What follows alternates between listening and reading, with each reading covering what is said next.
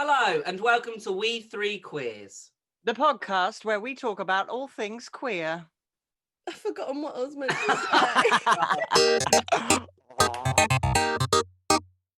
say. We three queers of London are fabulous and feeling ourselves so far.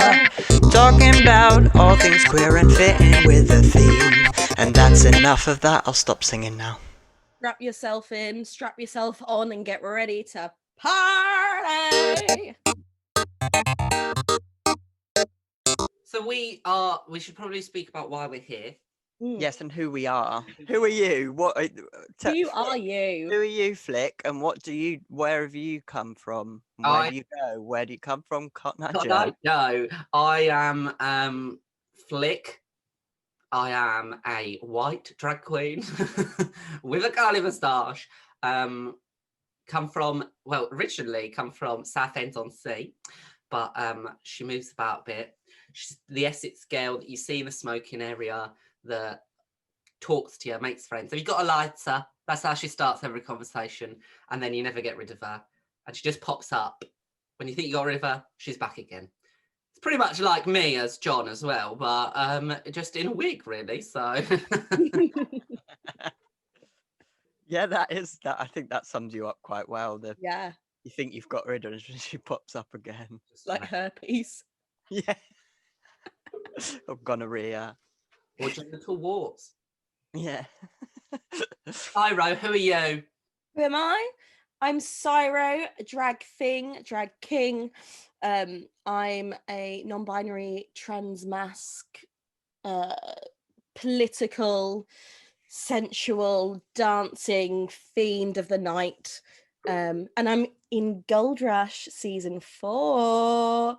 Ooh. Yeah, my drag is like a love letter to like Grace Jones and Prince and blackness and queerness and the beautiful black trans experience. Amazing. I love Well that. done. Carrot, who are you? Who am I? Fucking hell.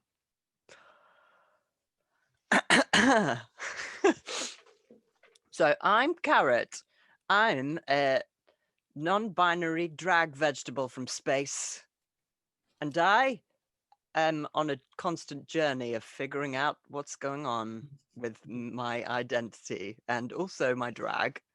And most things by day, I look after dogs sometimes.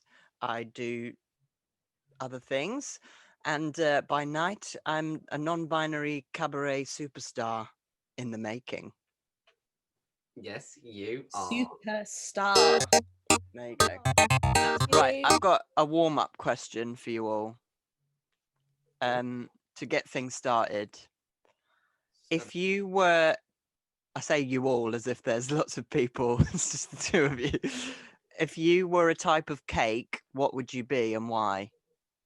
For me, I mean, the obvious thing to go for is a carrot cake, but that's too obvious. I feel like I'm more of a like toffee sort of almond thing where it's like you've got the toffee and it's sweet, but then you bite into it and there's this unexpected flake of almond crunch. So like a So caramel that's what wafer. I'd say I am. Are you a caramel wafer? Caramel wafer, yeah. Like I'm hard, but if you put me in tea, I'll melt.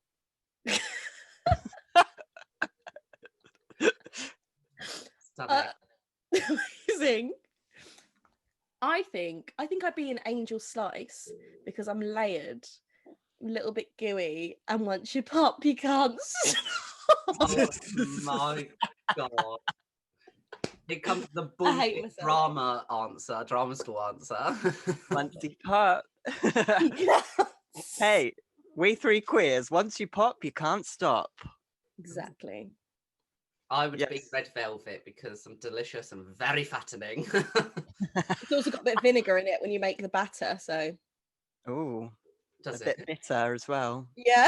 I'm not bitter. I'm lovely. I'm bitter old queen. Yeah, or a coffee and walnut cake because I like coffee and I wake you up in the morning. That's valid. That's valid. Valid answer. So today's episode is about first times or first experiences. So maybe we should talk about our first experiences. Maybe not in drag first. Maybe talk about drag and the queer scene, the cabaret scene. Your first experience of that. Where was it? What was it? Who was it? Yes, bitch. Mine. I think mine. I went to a um. Get my thoughts in order. My first experience of drag, I think I went to see a show and it was being hosted by Virgin Extravaganza. Amazing. And Virgin, if you've seen them perform, is a hilarious parody of they're not called Virgin Extravaganza anymore actually, because they nearly got sued by the House of Extravaganza. So it's actually Virgin X now. um They so nearly got sued by House of Extravaganza. I think they got a strongly worded letter. A cease and desist. Brilliant. Yeah. Love it. So yeah, my first experience of seeing drag, I think, was at a Virgin Extravaganza show. I remember thinking they were so amazing, and there was a sort of presence to the drag performers in the room. Do you know what I mean? When you're stood in the room, you're aware of where all the drag performers are, because it's partly because of you're terrified that they're going to come and talk to you, and also like really excited and hoping that they'll come and talk to you. So it's like one of them things, isn't it? It's like when there's it's almost like a famous person, but like even if you've just met them for the first time, instantly a drag performer has that famous person intimidating thing in a nice way though. So I guess that was my first experience, apart from Michael Twaits, etc. But talk about that in a bit. Mm-hmm. Oh yeah, of course. My one of my first times as well was, so my very first time was Heaven Porn Idol. But which was an event within itself. But then my first proper drag experience was Virgin Extravaganza as well, at Block Bar, which was, so her upstairs. Before it was her upstairs was Block Bar downstairs. I don't know why I was there. I can't remember, but it was on one of the Sunday shows, and I think there was Veronica Green, there was Miss Kimberly, and there was Virgin, and it was that the bar, being in the bar, and then Virgin just running through because she needed to grab hold of something. She wasn't fully done up, but still, even then, it was like, oh my god, who's that? What is that? Yeah, that's amazing. Oh my god, yeah, that celebrity, you just can't help but stare. Yeah. And it was crazy. Miss Kimberly poured champagne all over herself, and I just was like, this whole experience is just everything I needed on a Sunday afternoon. I was like, this is my life now. This is fucking love Miss Kimberly. She's so fabulous. phenomenal. I've never seen her perform, but I've met her on we've worked together on and stuff. Yeah, me too, actually. I've seen her sing one song. Obviously, she's got an amazing voice, but I've only met her a few times in passing, and she's just got this presence about her, doesn't she? God, yeah. She's just elegant. She's just it's that butter. person, that drag presence, but she just embodies it. Lives every day like it. What about you, Syra? What was your first experience with? Do you know what? I'm trying to think of my first in-person drag, and I think it might have been not another drag competition at her upstairs. So seeing Flick, and that was so, it was a competition. It was so exciting. I was watching RuPaul's Drag Race, like everyone. And I saw you do your Gemma Collins mix. It was fantastic. It was the first time you'd done drag. We'd been brides dress shopping in a really cheap road. It was I can't even remember where it was, but I just remember going through being like, this is ridiculous. It was amazing. That dress cost me £25. 25 Oh, quid. Yeah. Yeah. And me and Syra going through, like, I don't know, I can't remember where it was, but it was not necessarily where you'd see two queer people trying on dresses. So there was some strange looks, but I loved it. Got the biggest dress. Oh, But that was amazing. There was Why She Black was performing that night.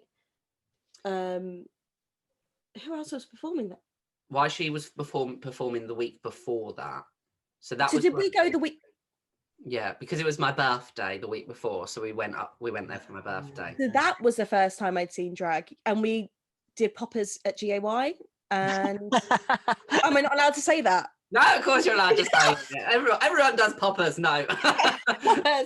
And It's the only way you can get through being at GAY. No, this is very God. true. God, yeah. That's And then like poppers Lily's- constantly there, so. It's true. You don't actually need to bring any with you. You just No. take a deep breath when you get there. And you'll be set. And I met Lily Statsdragon, who was judging, who was actually on a course, a BA World Performance course that me and Flick did years ago. And she was this famed burlesque drag artist. And it was just so, I think, yeah, that was the first like AFAB person I'd seen as well doing drag. And I was like, oh. But I was obsessed with like Yentl when I was younger and played Oliver Twist. So technically, You were doing been it. drag since 8. What just in case people don't know what AFAB means, can you just Yeah. explain what AFAB is? So AFAB is assigned female at birth, and AMAB is assigned male at birth. It's just an abbreviation. Instead of using, I don't know. I try and steer away from bio queens because I know that some drag queens don't appreciate that, but some do. Switch it up. Change the language. Learn. Because it's like pronouns. As once somebody tells you what they prefer, just use that. Really. Yeah. That's true. I've heard a lot of trans people, while we're on the topic, say that they let me clear my throat. I've heard a lot of trans people say that they don't always like AFAB and AMAB, so I just think it's worth mentioning that it's only for specific contexts. Yeah. So you wouldn't do it when talking about a trans woman, but you would do it when talking about a female, an AFAB drag performer. Yeah. It's just worth mentioning that it's more specifically for context of drag, I think, than anything else. Yeah. Yeah, absolutely. 100%. So So that was our first experience of drag. I suppose also like, we probably all watched Drag Race as well. So yeah, that was probably our first, because I remember being in drama school with Syro and watching it together. But apart from, because that was all in London, have you experienced any like drag outside of London? Because I certainly hadn't until I got into the scene. Before moving to London, I guess the only experience I had is Panto. Yeah. And because we did used to go to the Panto every year when I was a kid at the Yvonne Arnaud Theatre in Guildford. If anyone knows it, it's crap. Don't go.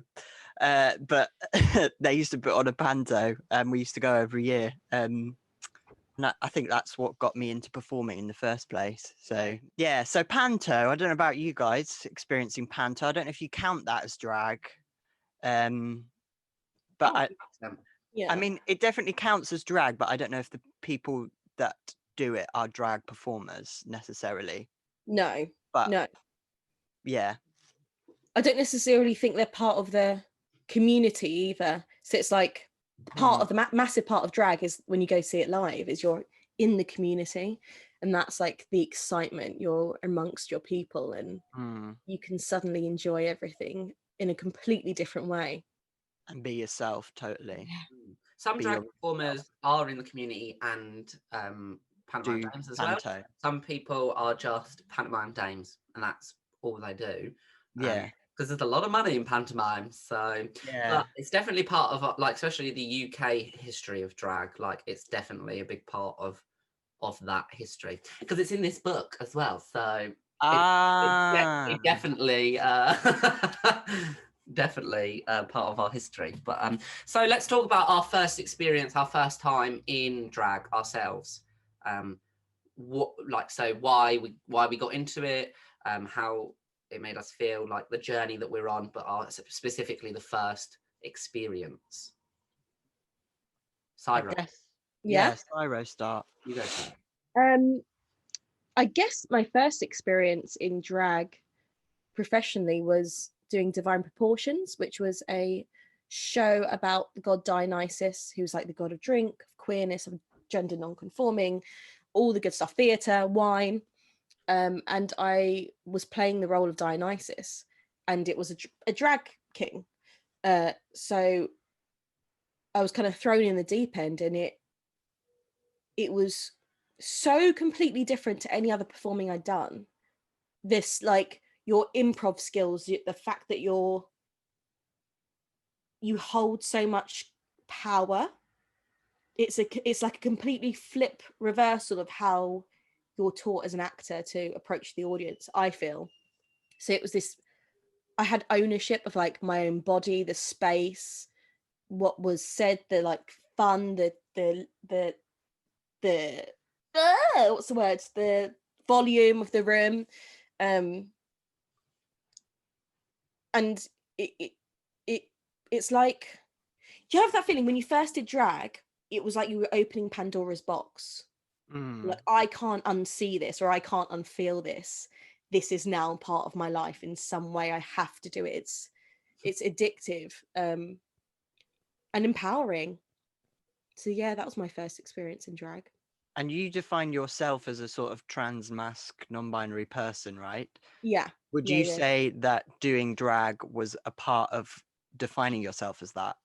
Oh God, yeah. Yeah, because on that show as well, everyone was queer, and I met my friend Len, who's Len Blanco, amazing drag king, who is Love a non-binary person.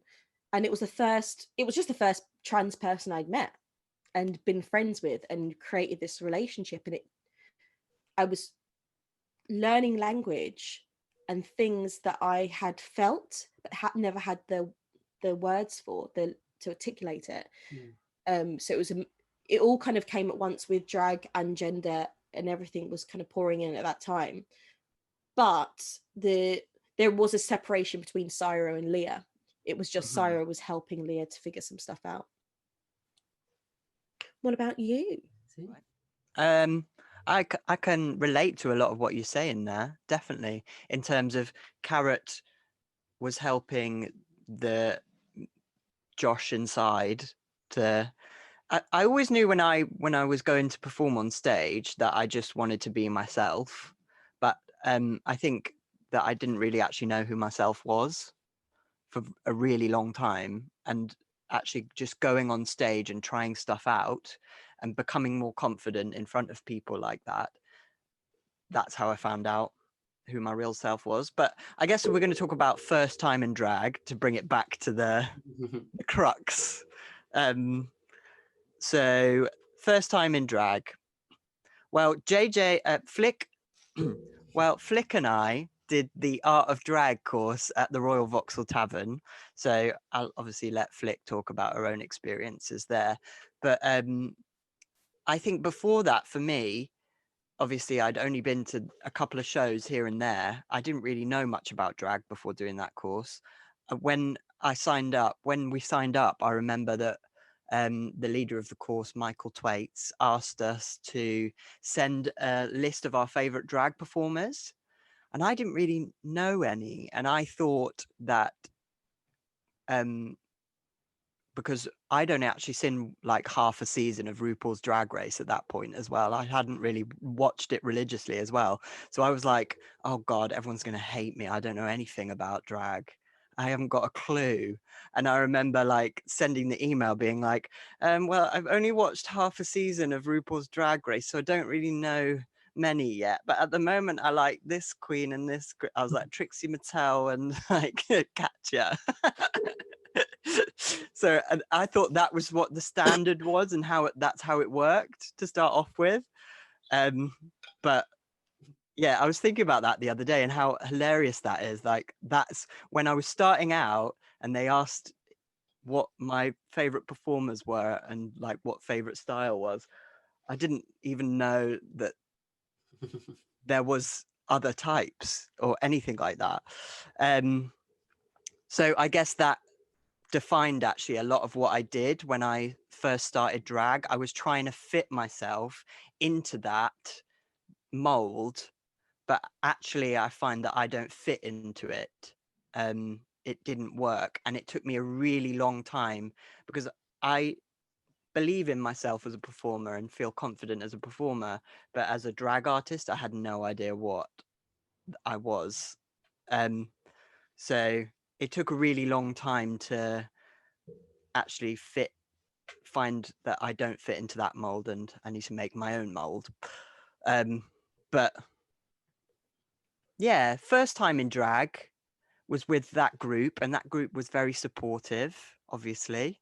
And so it was a really open space where we could just sort of do what we wanted. And I came up with the first iteration of Carrot, which was just like me and Cyro were talking about earlier, snazzaroo from top of my forehead to my chin, literally covered in face paint, and this enormous orange wig that was like a Merida wig from Brave. And I was, and I did an act that I still do today, but it was so I mean that's how that just goes to show, doesn't it? I've always known what I want the performer to be. I've just never known how to express myself visually, I guess. So yeah, that took a long time, but first time in drag for me was so empowering, definitely. Even though I did look like trash, really, looking back. We all At the did. time, Yeah. yeah, everyone does the first time, but at the time you feel amazing. You feel like, yeah, you feel really amazing. Absolutely. What was your experience of that course, JJ? So Did my you actual flick? first Did you time, feel like my first time in drag wasn't like the course. So it kind of leads up to the course. The course was the I suppose the big finish as the big finale. But like the very first time like experience in drag, like being in drag, was at drama school with Cyro. We had we used to, because obviously we loved like performing and dressing up and everything, so we used to have parties and dress up all the time. So I think there was the very first one was when it was like Disney themed, so I went as Ursula, which was, and I borrowed Cyro's corset, got purple paint everywhere, snazzaroo everywhere. yeah? But I I just feel like everyone, like there are a lot of white gays out there whose first experience of drag is dressing as Ursula. Ursula, I'm just gonna throw absolutely. that. I'm just gonna throw that in there. It's such an iconic character. It's like, oh, it's just, and you feel like empowered doing it because you're Ursula. Like, it's amazing. So yeah, basic white gay. And then we dress up loads of different things. So there was like lots of gender bending, and then there was the drag queens and dudes night, where all of the girls dressed up as boys and all of the boys dressed up as girls. I use abbreviations there because some of us now aren't identify as that anymore. But that was, I looked horrendous, but I felt fabulous. Like, and I was like, this is amazing. Like, I wanna do this more. And I think because of being a gay actor, I was very aware of the way that I talk, the way that I express myself, and trying to present straight, and especially in auditions and in jobs and things like that. And it was that constant being told or feeling like you're never going to be able to play the straight roles. You can never play straight. Like you're always being boxed into this little like gay role. That's it. Like I struggled with that a lot, but I found through like drag, it was like it's character based for me anyway. So it was creating another character, one that I could fit into, that had no rules, that I wanted to explore, but I didn't for ages because I was like, I'm going to be an actor, serious actor, and I'm gonna learn how to not sound gay or be effeminate. didn't work. But so for ages, I just didn't do it, and then eventually I was like, well, why not? Fuck it. Like, I want to give it a go. So that's why. And I was like, I don't know how to start. I don't know how to do it. So stumbled upon the art of drag and the course, and I was like, this is it. I'm gonna do it, and like just see what happens. And like, I broke up with my like ex because of wanting to do drag. So like, whereas I'd progressed in myself being like, oh no, I need to be this serious straight actor now, like, no, I can create my own work through lots of different mediums, I want to try drag. He was still over there, so I was like, okay, we're on different paths, so goodbye. So that spurred me on even more to be like, I'm gonna do it. And it was just everything I expected and more. Like, it was amazing, and it felt right for the first time, like in a character, in a role, and in a space as well, because as you said, it was so supportive at the RVT. Obviously a lot of the audience were our friends, so of course they're going to be supportive even if we look or are terrible. But it was, yeah, I don't know, it was just suddenly it was like, this feels right, like it feels amazing. I want to do this for the rest of my life. And like we all say, it's a way of expressing ourselves as our muggle people. It's a way of giving ourselves a voice, almost, whichever way that comes out. So it was just wonderful. It was a very lovely moment, and it continues to be. Yeah, it continues to be. I think there's a couple things there to note that I think that were included in all of the first times in drag. It's that, firstly, that it's not about how you look, it's about how you feel. Oh, absolutely. And I think that that's something that people need to think about when they go and see a show as well. You're not going to see someone who's going to trick you into thinking they're a woman. It's not about how they look. It's about how they feel on the stage and how that makes you feel as an audience member. It's yeah, and I think that's good for anyone who's trying drag for the first time. Like, it doesn't really matter how you look, especially towards the beginning. It's more about how you feel and how it makes you feel, and you then, the look comes later, I think. And then the other thing you said that I think is true of most like drag performers, the thing of like, we're not going to get probably a role on EastEnders. We're not going to be performing necessarily in a show in the National or like the Old Vic, but we still want to be performers and we're still talented. And so in the world that exists right now, we're not going to get those roles. It might in the future, you never know. It might soon, you never know. It's progressing that way. Yeah, it's progressing that way, but it certainly wasn't there like 2, 3, 4 years ago when I was starting out. So I think when we're like that and we're like, well, we're too femme, I'm never going to pass as a straight guy. I don't want to play the fucking gay best friend for the rest of my life in shows. So I'm going to create my own way of performing. And I think that's the way for a lot of drag performers. It's that thing of like, you don't fit into the box that people are used to, so you just find your own way. I guess if you want to perform enough, you'll always find a way. Yeah. It's ownership, isn't it? I always say that, like, drag is complete ownership of your art. You've got ownership of what music you use, if you're singing live, like everything has come from you. And I said, like, I think I said on a podcast ages ago that when I started drag, I didn't really care if the audience liked it or not. It was for me. And that that's why I think everybody should experience drag at least once in their life, because just even in your living room, like, as soon as you like get up into whatever like regalia you want, like, then you just feel like the most like amazing person. It gives you so much confidence, and it definitely gave me as John like a lot of confidence within myself.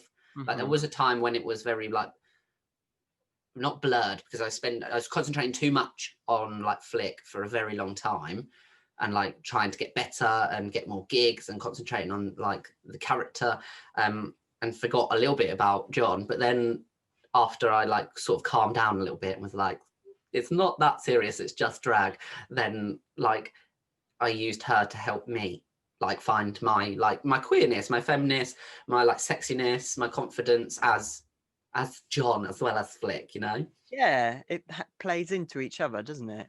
Oh, that's Yeah. nice, guys. You're cute. Lovely. I do Oh, want to not say, guys. That Oh. wasn't gender neutral. That's nice, folks. You're cute. Folks. Peeps. do want to say as well, Ones. we've all mentioned, we've all mentioned drag courses, which I think are incredible. I didn't mention it, but I did do the Soho Drag and Cabaret Lab, and they're not much money. Like, I was on a 10-week course, and I think it's about £100, but there's also scholarships available. And like the RVT, it's so good to have that training, and you're meeting drag performers who are teaching you, and it's such a nice way of creating your first act. If you really want to go into drag, I would look up, courses, and I'm sure there's online courses now as well. I've seen them up and around. Yeah, there's loads everywhere. Crayola does one, I think. Crayola's a good coach as a person to plug. But then the one, maybe we should do a little plug of ones we know really quickly. So off the top of my head, I know Crayola does one. I know that there are a lot of burlesque courses out there from, for example, the House of Burlesque and Little Lady Luscious, which kind of ties into drag in the way of self blah blah blah. And and then obviously we have the Art of Drag with Michael Thwaites. I don't know if you guys know any others. Soho Drag and Cabaret Lab, it's just going online now, and I think it's £10 per session, so you don't have to do all the classes if you don't want to, and each thing is on different things. So it could be on makeup, or it could be on gender. It's really nice. I was even thinking about like, oh, maybe I want to do a new act, and it'll be good to have like a little refresher. I think, oh my god, I've forgotten, there was a comedy cabaret that was Louis Cypher ran it online for drag kings. Oh yeah, I did see that. Actually. Cool. I think also like competitions are quite good, but you need to just remember it's a competition. Like the classes, workshops are very supportive, very good. Competitions are also like very good at getting yourself out there and seen, but it's a competition again, so you just need to make sure that you're in the right frame of mind. From of Mond. You know, from of mind. But yeah, so that was our first experience in drag. That was drag and everything. Let's talk about, I don't know, so another first experience, our queerness, sex maybe, Cyro. I'm not doing it. I'm not being the idiot of the podcast. What was your first sexual experience? No, I'm joking. That's such an invasive question. Like, yeah. Do you know what? Torch Gardens isn't the best place for queers, but no, that's not good. It's just not good. It's not the best place for queers, but why not? Go on. Why not? Oh God. What about the first queer person you met in your life in your childhood? Ooh. And how they influenced you? Oh, that's a great one. Do you mean in person or? Yeah, like maybe a family friend or something. My God, mine was Nigel. He used to run the social club because I live in the 90s, apparently, in Suffolk. Well, it was the 90s when you were growing up, so. Oh, to be fair, actually, I mean, it hasn't changed now. We're in 2020, so it's exactly the same lino dance floor and glitter ball, but I love it. Camp. Yeah, he was the only gay in the village. Now, he probably wasn't, but he was the only one I knew of, and he had the most like sort of beautiful Liberace hair ever that was dyed jet black, and yeah, he was the first like queer person that I met. He was a gay man. He used to play the organ, so every event that they had, he'd play the organ. But everyone he was just lovely. He was just a very lovely person, and everybody got on with him. And he was like, yeah, there was like not a bad word to say about him, but it was very interesting because I was aware that he was different, but I wasn't sure of why he was Mhm. different until a little bit older, and then obviously it was very obvious that he was very gay because he's very camp. But there was never like, it was the nice thing about it because this village is a bit homophobic and lots of problems. But the nice thing was that everybody was very nice about him and to him and everything. So it's just nice to see that there could be like that supportive community even around this area, although sometimes struggle to find it, but it is there. Then he was my first experience of a queer person. I need to think more. Have you got one, Cyro? Yeah, I do. I was going to say like Amdram, but actually, my first experience of queer people was there was this girl in my class called Shannon in primary school, and because Essex is like lots of homophobia and lots of racism, sexism, all of the isms. And there was some people's houses I wasn't allowed to go over because I'm black. So there was like times of kids that you can't come over because my parents don't like black people, and I'm like, okay, That's horrendous. Horrendous. Whoa. Like that's just a little like nibbit, and I just kind of got used to that. But there was this girl Shannon, and her mums were lesbians, and I don't think as a kid I knew, but I was just so like happy. They were just so nice to me.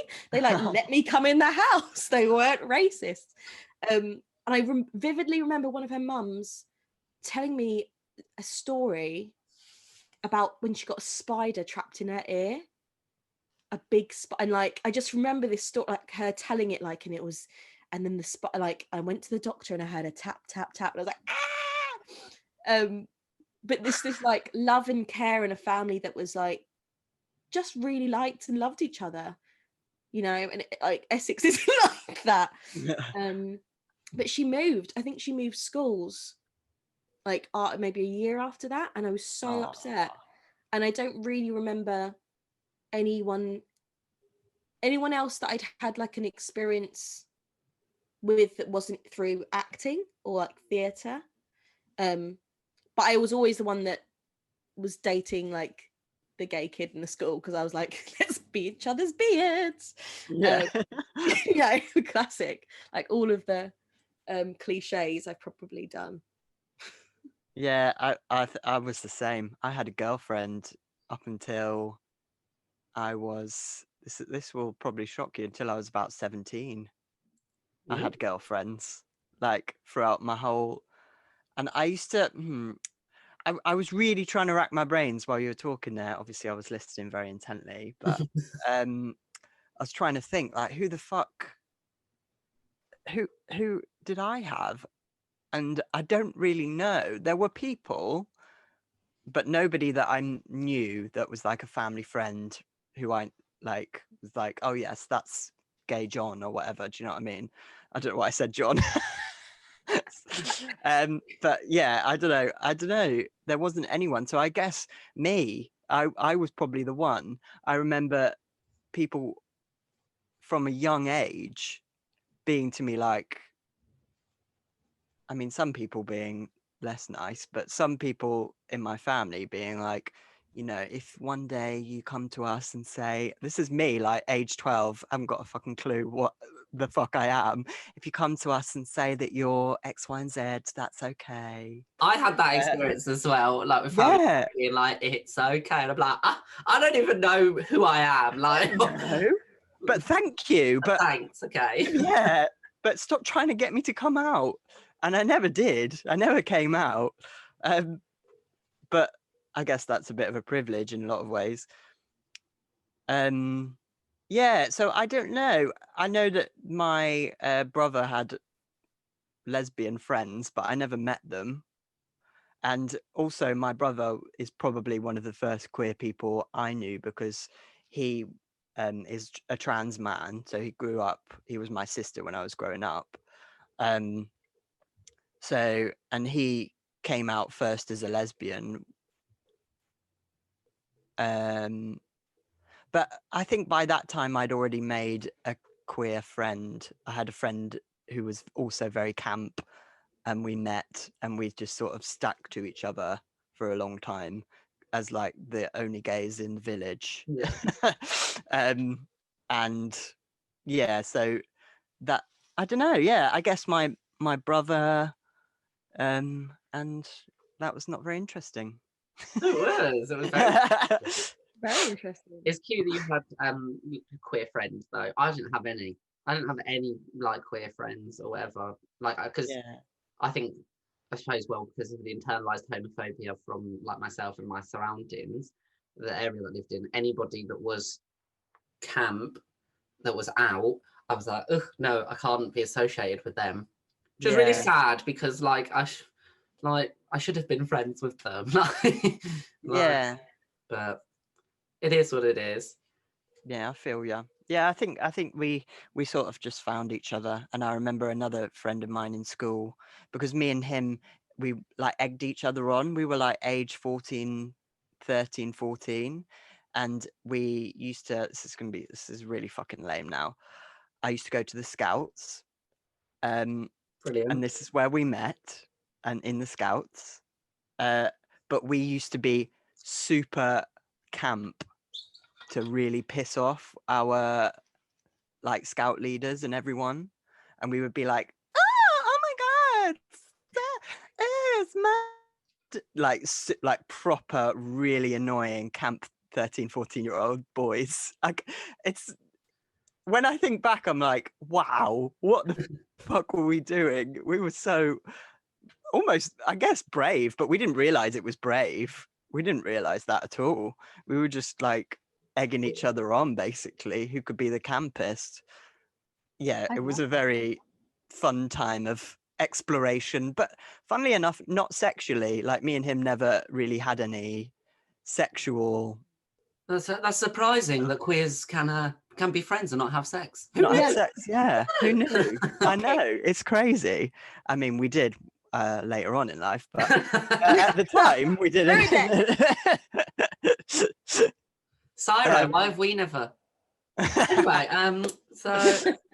but that actually is good segue, because talking of sex, we're going to have a segment in our podcast every week that we call Snack Time. Now, a snack you may think is something that you put in your mouth. Well, it very well could be. But we're not talking about food. No, we're talking about people, because us three, we are snacks, and we know it. But we're going to talk about some snacks that we know of, or have seen, and why they're a snack. So Snack time. Snack time. Snack time. Snack time. It's time for snack time. Well, let me talk about someone who I'm a bit obsessed with and have been since about the middle of the first lockdown, which is Lolo Brow. And I've already spoken to you both a lot about them, so you're both nodding like you're surprised, but I know. Oh yeah, love them. Yeah. But she's just this, if you don't already know Lolo Brow, she's an amazing AFAB drag queen and burlesque artist who does sideshow and singing and hosting, and just has the most amazing, fabulous queer politics and way of presence about her. And also her artistry is amazing in terms of her makeup. The way she looks always is incredible. Even her day-to-day face is just stunning. She's just really great. So yeah, and in terms of what Lolo's doing, I know that she has her OnlyFans. I'm not subscribed to it, but if you're interested. Amazing. But I do listen to the podcast that she does with Tempest Rose from the House of Burlesque. They do a podcast called Gin Salt, which is very similar to this, actually, in a lot of ways. They pick a topic or a theme, they go off and research it, and then they talk about it together, and they ask each other questions. And I've made it sound really fucking boring, but it's not. It's not. They have. It's interesting because they have quite. They pick a topic, research it, and talk about it. Oh gosh, BBC. Wow, really can't wait to watch that. But they also do lots of like puns, and they're great. They're two really fantastic, gorgeous feminist women, who really, and feminism not in the, in the good way, not in the transphobic way. Not in a turf. Uh, No. Yeah, not in the turf way. Yeah, you need to listen to it seriously, and it's really cool to listen to it, hearing about her experiences as being a full-time performer now for like 8-10 years or whatever it is. She's been doing it for a very long time, and she's had a lot of experiences within that. So it's really cool to hear this super queer person, in terms of what they do, and super out there in terms of the drag, just like being really successful. It's really cool to listen to that and hear her having really successful like nights, and hear about stories and the people she's met and what she does day to day. And it's just, I like hearing about that, because that makes me think that I could maybe be there one day. Mm. Yeah, so that's my snack. Snack. Cyro, who's your snack, Cyro? Sarah, who's your snack? Snack of the day. So my snack is the one and only Mr. Louis Cypher. That's a shock. I've never heard you speak about him. Oh, I've actually already mentioned him already in this podcast. How so he is a drag king that's been around for it's been around for a while. He won Drag Idol 2014, I believe, and is the first and only king so far to do so. He's performed everywhere, and is currently going to be performing in Death Drop at the Garrick Theatre. Starts West End drag. It's a murder mystery. It's got Holly Stars, Monet Exchange, Courtney Act. Is it Kima Bob? Yeah. Mhm. And I've forgotten the other person or other two people, but There's it a looks couple of fantastic. others, yeah. Yeah. And it runs for I think like a month or something, from the 3rd of December. But Louis Yeah. Cypher is like, you know, when you just meet someone that's so talented, just generally good. Like I met them at an R&D at the beginning of beginning of this year. Wow, God, that's not that long. And I'd heard their name, and you hear certain drag kings' names that go around. And I met them, they're all grumpy and blah blah blah. And we were doing an R&D on drag kings in the music hall era, who were like the highest earners at the time, which is a part of history that we don't talk about. And they were black drag kings. It was just fantastic. So I was performing really with LJ, and then I saw Louis perform at, I think it was a Royal Vauxhall Tavern, and they sing. They're an amazing singer, and they were doing Proud Mary, and I was like,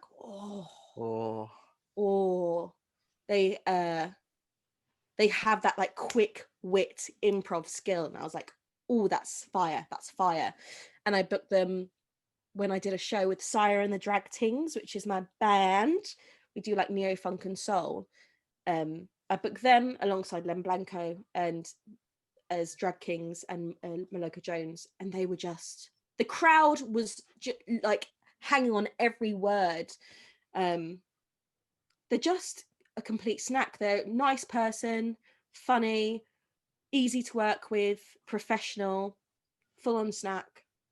10 out of 10. Full on snack. Full on snack. Who's your snack? Who's your snack? Blick? Who is my snack? My snack is, of course, the one and only Chio. Because, yeah, every post I'm drooling. He is gorgeous. Now, for those of you who don't know, Chio is a drag king, very amazing drag king, a performer of colour, and working in the London scene predominantly, but all over. Their work is just amazing. Like their performance energy is just crazy, like amount of energy. I don't know where they get it from. yeah, the shows that they do, the acts that they do, just blow my mind every single time. And also just very sexy in general. They are in the finals for Mr. Gay UK, which is amazing because they're the first. Mr. Gay England. Oh, is it England? Yeah. No, you know. Not that I'm a fan or anything. Not that you're a fan, Mr.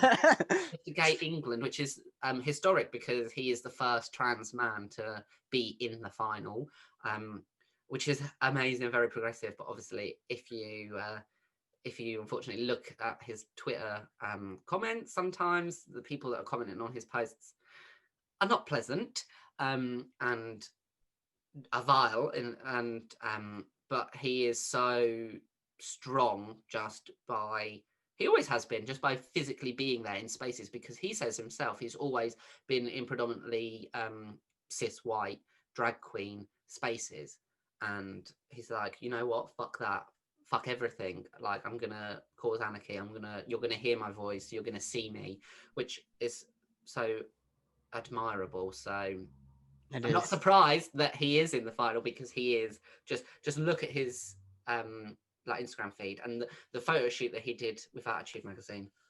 Oh amazing. God. And just a really lovely person as well, like really Yeah, sweet, so nice. so lovely. And I love spending time with him, but I haven't in forever because I've been away and in lockdown. So eventually I will. and show him some love on Twitter if you do go to follow him. Yeah. Like drown out that hate, because Yeah. it's a lot. And he's so chilled out. He's so chilled out and like just being so nice and just like Yeah. so, and then on stage just fire. Yeah. Something Amazing. as well is that he is very open. Like we always talk about, oh, we need to talk about our mental health and we need to open the discussion more and everything, but people don't. Like people will post like one picture for Suicide Awareness Day or Mental Health Awareness Day, and then that's it. But it's like actually being real and talking about your struggles. And you don't have to, and I get that, like it's up to, it's your prerogative whether you share that information with people or not, but Chio does so openly and willingly, and I think that's really like really special. And and I think that relates a lot to the effects that you can see, the effects that like transphobia and the sort of exclusion from spaces that he's experienced have affected him and his mental health. I think that's really cool that he shows that, because it really evidences that the effects that has on a person. Yeah, definitely. Fuck the LGB Alliance. fuck them.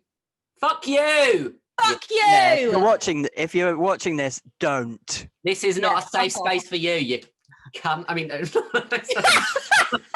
that's fine. I love.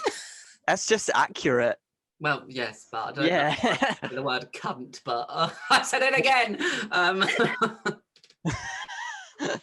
We'll bleep out some cute edits. Nah. Well, go and follow those 3 snacks, because your Instagram feed will be very, very happy. Yes, happy it will. And also follow us, because we are snacks. You can follow me at Flick the Drag Queen. You can follow me at Carrot Drag on everything. You can follow me at Cyro Drag Thing. And that's what you call consistency. Hey guys, have you got anything you'd like to plug this week? Oh no, wait. Hey ones, have you got anything you'd like to plug this week? Hey ones! Hey ones! Hey ones! Hey ones! A 10's just walked in. I've got something to plug. Boom, bitch! Dead. I'm dead. Dead. Done. Shall I go first? Yes. Please do. So I've just written and starred in a short film called Duality, as part of a series of short horror films written by Black British writers called The Floyd Effect. It's by Humblebee Creatives, her incredible Black trans-led company that works with care leavers and Black history and film and theatre, and they just amazing. So please go watch that. It's on YouTube. It's posted on my Instagram. I'll be posting more. It's free. There's 3 films, one from a Black trans experience, one from a Black female experience, and a Black disabled experience. And they're all fantastic. And you're supporting a great company. Yes. Also, there's some shows I'm in, but I think I might leave it to the amazing right. producer that is Carrot. Well, I will definitely be watching that. Mm. That sounds amazing. Is it out on YouTube now, as in Yeah. right now? Right now. you can Fabulous. Go watch. Go Yeah. watch it now. Go watch. So it's been out 2 weeks. Why haven't you watched it already? So this week blah blah bloop. So this is lockdown permitting. I have a show on the 2nd of December. Ooh. And that's what you call cutting it fine. At the moment, the lockdown is due to end, because I looked this up yesterday. I look it up every day, obviously. That lockdown is due to end on the 2nd at 12:01 a.m. So that means that by 7 p.m. that night, y'all can come and see my show. So this really depends on what the restrictions are. But fingers crossed that you can come. I'm doing a holiday special of the NB show, and it is at Colours Hoxton, which is a really cool, accessible venue. And it features the 4 people that were supposed to be in my NB show in November, who are Cyro, Reese's Pieces, Adamall, and Crayola the Queen, 4 fabulous non-binary drag performers. And it also features 2 people who I'd already booked for this show. So I had to carry that on. But I don't mind. The more the merrier.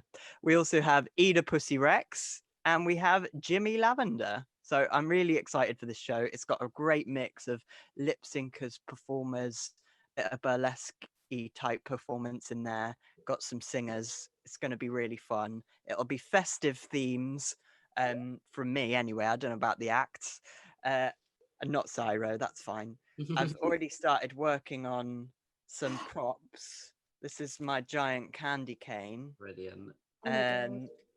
And anyone knows me will know how much I love Sia's Christmas album. So that's all I'm going to say. Have you got anything, Flick? Have I got anything? Herpes, but apart from that, all right. No. Have I got anything? No. So if you want to follow me on Instagram and send me socialist vegan memes or nudes, they'll be greatly appreciated during this lockdown and in the future. Oh no, actually I do have something. That's a lie. You got a massive thing. I do. I'm performing in Sorry.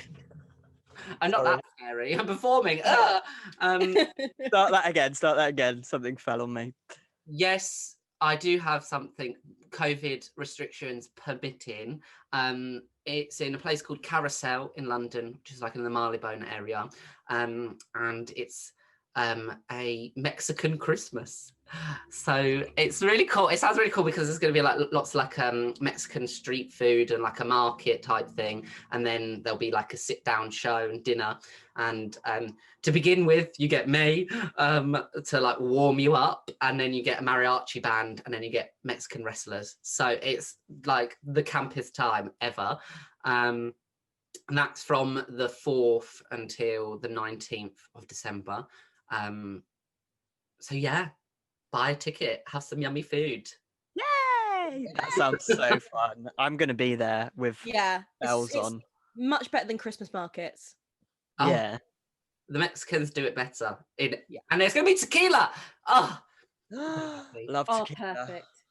happy. Love. But yeah, still, so buy tickets, but still send me vegan socialist memes and nudes. Nudes. Vegan I would socialist appreciate nudes if it's allowed to be asked. Do you know what? I'll take them as well, to be honest. All of us would appreciate some nudes. Nudes for everyone. And Duncan would like to plug his new range of jumpers. Oh, Oh, he loves it. Yeah, bitch. We've been working on knitting them in lockdown 2. This flag is actually hiding my knitting bag.